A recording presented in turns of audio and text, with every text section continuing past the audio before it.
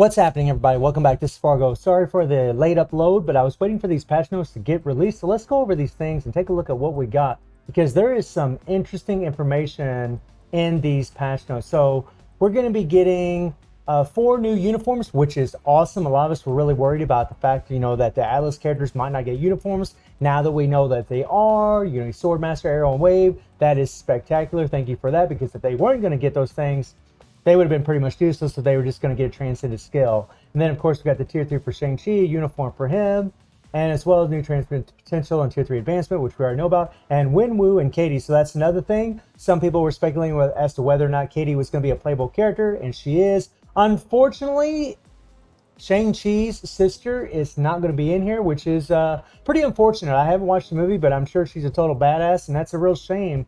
But I guess it is what it is. And then we scroll down here. I'm going to kind of skip over some of these things, but we do have this also the new ability Instinct, which we will talk a little bit more about later in the video, that'll help agents fight over enemies, that has been added through the September update. Now I have some questions about this, some things I'm not really sure about and having to be tested whenever we get the actual update. But here we have Wenwu, who is a blast character, a super villain.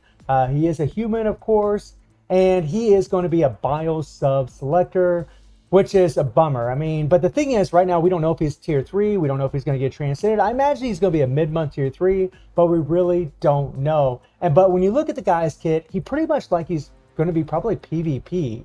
I mean, I'm seeing a remove all debuff leadership with a recovery here for all villain allies, which is very interesting. Although the metas in PvP right now are not villains, but maybe in this new game mode that we got coming in the game, maybe this will be very applicable. Maybe he'll actually still be really good for timeline. We'll see. But he does have applies to villain allies. He's got an increased HP. So some PvP stuff going on, some extra survivability. He has native super armor. And skill 1, no big deal. Skill 2, nothing really big there. Skill 3 does have a charging skill, which you guys know that I'm not a fan of at all. I don't like charge skills. However, I don't know if we're going to have to use it or not, because it doesn't look like there's no buffs on this thing. So maybe it's not going to be like, other characters like Thor, where we have to hold down the force skill to get all of our attack buff, or Proxima with her force skill. So I don't know, might not be too bad. And then he's got a heal also. His force skill has a nice 45% attack buff. That is massive. And then a critical rate buff by 35%. And then he does have an all defense down that stacks up to 50%, lasts for 5 seconds. It starts off at 10%, so decent all defense down. And then his fifth skill has incapacitation, again for PvP. You got penetration. I see some PvP potential there for 2 seconds. And then he's got 5 seconds of invincibility. So we'll have to wait and see. I mean, if he gets a mid-month Tier 3, we'll see if he's going to be any good. I mean, honestly, I don't really think so far, because we don't know if he's getting a Tier 3 or a transcendent skill, which I imagine he is going to get a Tier 3. I just don't know that for sure, because if he doesn't get one, then he just won't be relevant at all. And then we have Katie, a bit of a controversial character who is a speed superhero, and you can get her from the bio selectors, which is good. So she's going to be good for all the free-to-play players. And her leadership is insane. 60% increase of all attack to all allies, and a critical rate buff increased by 18%.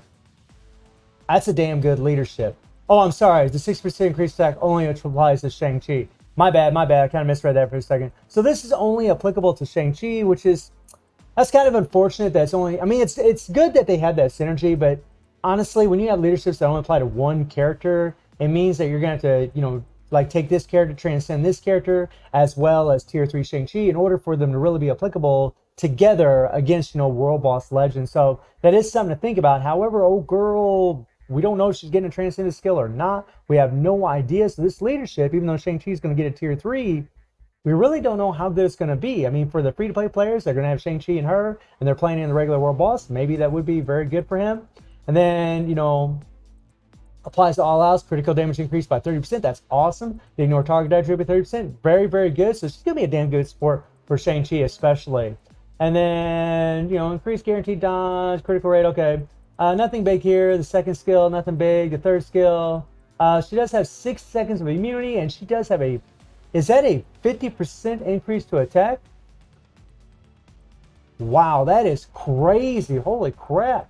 For 7 seconds, that's an insane attack buff. And then she does have a charge skill, which, again, we know it's not family. It's on the 4th skill, and it does have an attack buff. So I'm hoping this isn't one of the things where you have to hold the skill down to get the maximum attack buff. If you do, more than likely she could be a bit annoying to play. She does have paralysis though, so that is good. But in World Boss Legends, you know, she did get transcended skill.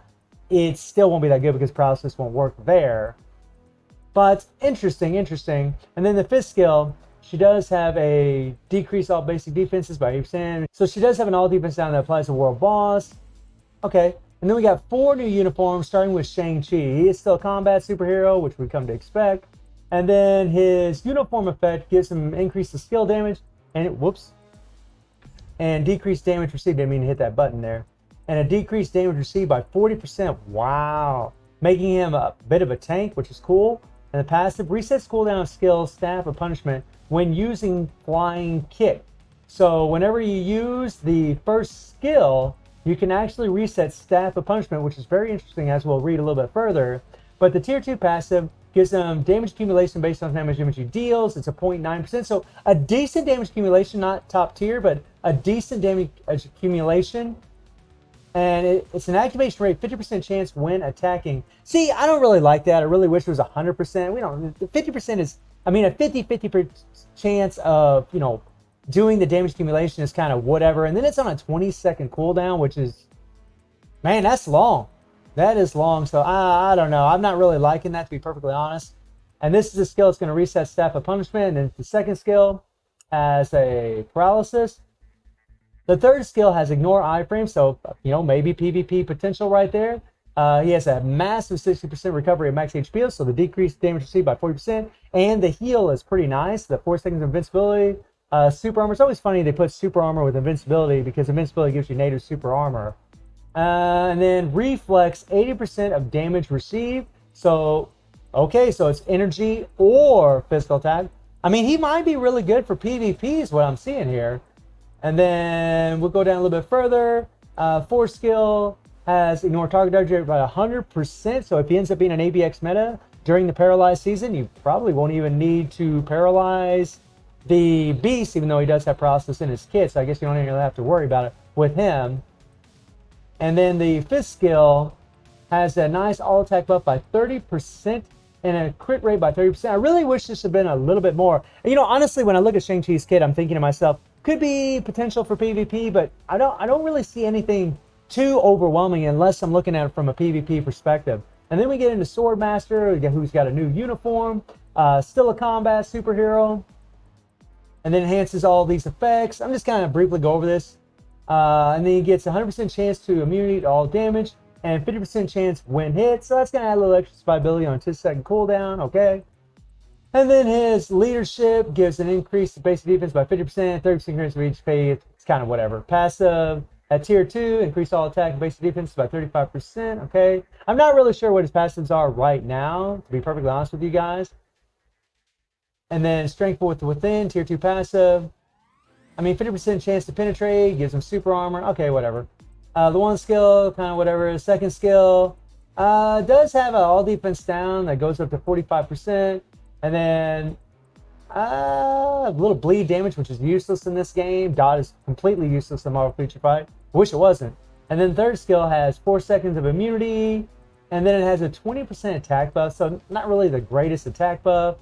And then his 4th skill has another all defense down. Okay, and then the 5th skill, invincibility. I mean, I'm not really seeing... I mean, you never can judge a book by its cover, right? We really don't know, right? We don't know until we actually play these characters. We don't know how many hits they do. We don't know how these skills work together, if you can cancel skills. So there's a lot of things that are just left out in the open as far as, you know, what we know about these characters. Looking at text really doesn't say it all. And then we get into Arrow, who is a speed, right?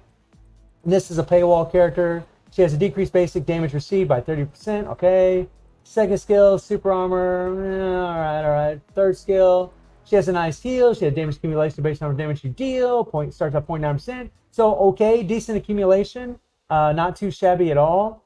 And then her 4th skill gives her super armor, immunity for 5 seconds. 5th skill gives her invincibility. Okay, I mean, she's got a nice, good survivability kit going on. That is for sure. And then she does have all defense down. It goes up to 55%, which is pretty nice. And she does have an all attack buff by 35%. Okay. And then we get an Arrow, who's actually a really great support. This is probably going to be the one that people are going to want to level up just because they'll be able to transcend her, and you'll have an extra female support for those higher stages against Null for your female characters, and really for any character, because her passive applies to all hero allies. And let me see here. So her uniform effect applies to self. Okay, increases skill damage. Okay, whatever. And then her leadership increases basic attack by 25%. And then to Namor, increase all. Okay, whatever. And then passive, tier 2 passive, increases base damage of supervillains by 50%. Okay, so she's getting a bit of a buff in this uniform. And then decrease base damage received by supervillain faction by 15%. Okay, so this uniform is going to make her a little bit better of a support. This is probably what she's going to end up being more than likely, is pretty much just a support. And then third skill, summon. Fourth skill, incapacitation. Fifth skill, nothing really major. 30% attack buff. She might be a good character, but more than likely going to be a support. And then we get into Shang-Chi's tier 3. He has a huge heal, 100% recovery of max HP.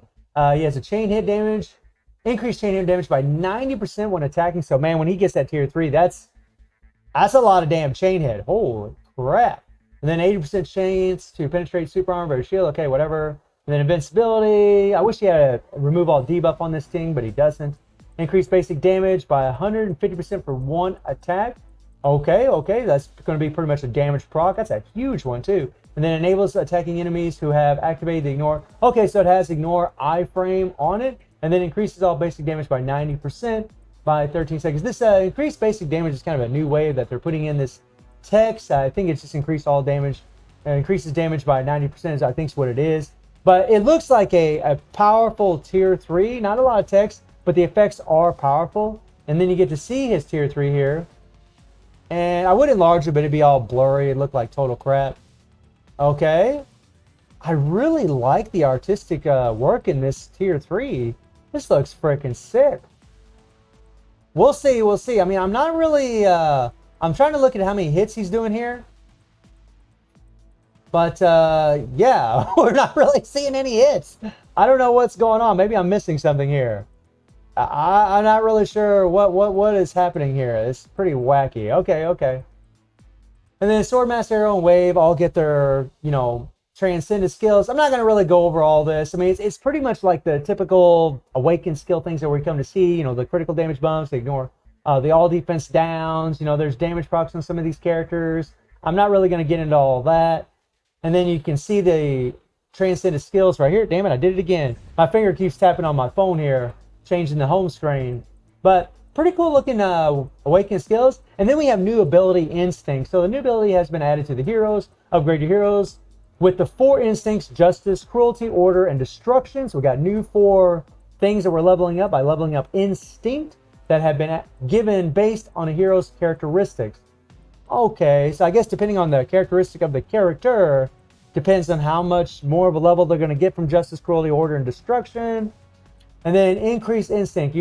Instinct increases as the hero level increases. Okay, and the hero's instinct attack and instinct defense increases as the instinct ability increases. So I guess we can increase our attack and defenses. Okay, so it's like another form of, I guess, kind of like another form of transcending, and just another way of adding stats. The stat of the main instinct given to each hero will be applied by 100%, while the other 3 instincts will be applied by 50%. So the main instinct given to the character, they're going to benefit from the most. And the ways to increase a hero's instinct aside from hero growth will be further announced in future updates. So it remains to be seen as to how we're going to level this up. And then we have increased instinct and instinct defense. And the instinct attack ability adds damage in the form of additional damage. Okay. And it's only activated when a normal attack has succeeded. Instinct defense is only counted when an opponent has activated as an instinct attack. And then instinct damage can be guarded only with the instinct defense ability. We'll see how that plays out in PvP, okay? And then we have the, this screenshot right here, and you see here instinct attack, right? And you see defenses, and then it gives it like a dodge rate, a critical defense, and then a critical damage decrease. So this I mean, these are just other stats that are going to make your characters, better than what they were. I imagine they're going to have more attack. You can see down here they had a total instinct, justice, cruelty, order, and destruction. All right. Okay, and you see the first one, they benefit from the most with 100%. Or I'm sorry, that's only with these right down here. And then, okay, so it remains to be seen as to how strong it's going to be, how much your character is actually going to benefit from this. And then we have a new legendary pass, and I'm not going to go into all the legendary pass stuff. It's pretty much the typical stuff. 2,500 to unlock the big dog here, and the extreme package. They do have a CTB of Judgment here, which is pretty cool. And you're going to have to take Shang-Chi's uniform to Mythic to get that CTB of Judgment. That's actually pretty awesome because he is a free-to-play character. So I'm actually pretty happy to see that. Everybody's, god dang, I did it again. People's going to be able to get that CTP of Judgment. That's pretty cool. And then we have the Future Pass. It's a real shame that, I'm going to call him Mandarin, isn't in this. I was really hoping he would be, but unfortunately he's not. I'm not really going to go over all this here. There's really not a lot to talk about. And then we have new content, timeline, survival. So it looks like we have a new game mode. And, Loki's asking agents for support with the activities of the time variance authority. Solve the problems that occur with numerous timelines. And then timeline survival. And I hope to God, we can actually play this. I hope this isn't just some auto game mode. Because if it is, that'll be just boring, at least in my humble opinion. Timeline survival is seasonal content where agents explore numerous timelines with a team consisting of specific heroes to fight bosses causing abnormalities. And so it's a seasonal thing, so it's not always going to be available, I guess, or it's just going to be switching off between certain timeline survivals. It says every 14 days on Friday, and then it gives you the time slot. The available difficulties, participating hero HP, survival tokens. Okay, so I guess we can use some tokens, hopefully to get, we can use them in a shop, hopefully to get some kind of resources.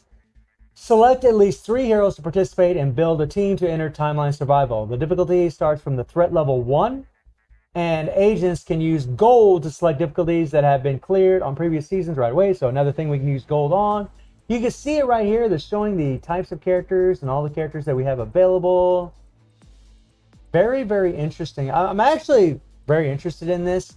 Because, you're going to have to clear one level to unlock the next level, which is to be expected. That's how it usually is in those kinds of things in these games. And then you have temporal energy is needed to explore timeline. So I guess that's going to be some kind of form of stamina, I would suppose. So we can actually do this. And then agents can proceed one step at a time. And 1 temporal energy is used for each move. Temporal energy recovers through a certain amount of time and can be acquired as rewards. Okay, so you acquire temporal energy through a certain amount of time playing this, I guess, or playing the game, or it can be acquired as rewards. Okay. And then temporal energy that has been acquired through rewards cannot exceed the maximum amount. Okay, so they got a cap on it, like what they did with our feathers. So that we'll see how that plays out in the future.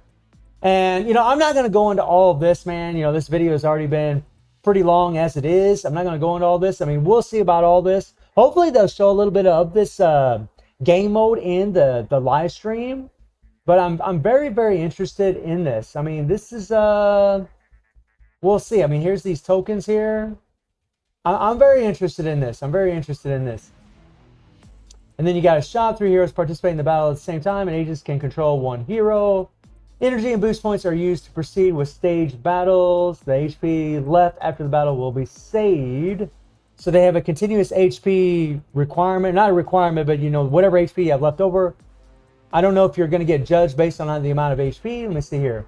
Heroes with the revive effect, example Jean Grey, may revive once when the hero is defeated in battle, but the HP will be considered 0 after the battle and will not be able to participate in battles anymore. So if you have a certain amount of HP, you're going to be able to use that character in the next battle with that remaining HP that you had before. Okay. You got some items here. Timeline tokens are used to make purchases at the shop. Okay. And then we have Future Pass rewards. Oh wait, my bad. I thought I was looking at the Future Pass. What was I looking at earlier? What's going on here? Oh, this is for the legendary battle. My bad, my bad. This is for the legendary battle. This is all the rewards we can get in the legendary battle. I've seen these things so many times, and it's been so long since we had a legendary battle, I actually got them confused. So let's go back down here to Future Pass. So forgive me for saying that the Mandarin is not in here. He is, which is amazing. So everybody's going to be able to get those 10 bios for this character through the normal pass. Really happy to see that Netmarble did that. So thank you so much, Netmarble. That is amazing. We got some new icons. Of course, you're going to pay for that. I'm not going to go into all this stuff here. And then you see the new icons. Magix looks awesome. Freaking dope. My God, it looks cool. You know, these look pretty cool too. And then we got the uniform things. It's not really major. We got a little quality of life change here. And then we have a bunch of fixes that they've done. I'm not going to go through and read all of these things here. Like I said, this video has already been way too long. But I got to say, overall, I'm pretty excited for the update. You know, the crazy thing about this update is we have all of the patch details before we actually see the live stream. So when we see the live stream, we'll actually have a lot of these things in our minds as far as like, you know, the buffs that these characters have, you know, like HP and the attack buffs, the ignore iframes, and all those kinds of things. We'll actually know about all of that before we actually see them get played. And more than likely, Cage and Kim are going to go over whether the skills can be canceled. So, I mean, we actually have, it's kind of cool because we actually have so much information before we're actually going to see that live stream. So all in all, I'm pretty excited about it. Really excited about the new game mode. I mean, it's going to be real interesting to see how that's going to play out. Hopefully it's something that doesn't, you know, just come and go. Hopefully it's something that all the players love. And it's something that feels very rewarding to all of us for the time that we're going to put into it. So let me know how you're all feeling about the patch details. And I will be streaming the update on Twitch. The link will be in the description below. And I hope you enjoyed the video. Thank you for watching. Y'all take care and have a good one. See ya.